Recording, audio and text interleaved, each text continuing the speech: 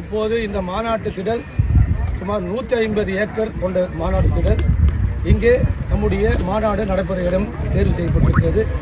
இதன் பிறகு ஒரு 4 கட்டமாக பிரித்து வடக்கு மண்டலம், தெற்கு மண்டலம், மேற்கு மண்டலம், கிழக்கு மண்டலம் என்று பிரித்து ஒவ்வொரு மண்டலத்துக்கும் சுமார் ஒரு 100 to 150 முதல் கார் பார்க்கிங் இடையே நாங்கள் தேர்வு செய்திருக்கின்றோம்.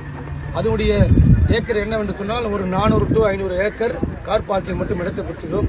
மொத்தம் 700 ஏக்கர் இந்த மாநாடு நடைபெற இடம் 700 ஏக்கர் தேர்வு செய்யப்பட்டிருக்கிறது. இது மட்டும் இல்லாமல் தமிழ்நாட்டு முழுவதும் இன்றைக்கு எழுச்சியாக இல்லம் தேடி உள்ளம் நாடி மக்கள் என்ற விழுப்புணர்வில் கேப்டனுடைய ஆட்சியுடன் அன்னைக்கு நல்ல ஒரு ஒத்துழைப்பு கொடுத்து மிக பிரம்மாண்டமாக கூட்டம் வந்து கொண்டிருக்கிறது. இது தமிழ்நாட்டு வரலாற்றிலே இன்னைக்கு பெரிய கட்சிகள்லாம் காசு கொடுத்து தான் கூப்பிட்டு கொண்டிருக்கிறாங்க. ஆனால் காசு கொடுக்காம கூப்பிடுற ஒரே கூட்டம் நம்முடைய தேசிய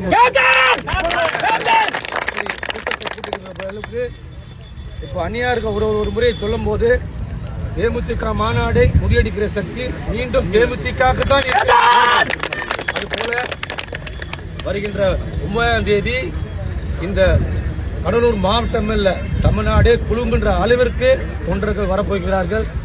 சுமார் ஒரு 20 லட்சம் 30 லட்சம் பேர் மக்கள் திரள போகிறார்கள் என்று எங்களிடத்தில் சில தகவலை சொல்லியிருக்கிறார்கள். கண்டிப்பாக இந்த கடலூர் குழுங்குகின்ற அளவுக்கு தொண்டர்களும் மகளிர்களும் நிர்வாகிகளும் வர இருக்கிறார்கள்.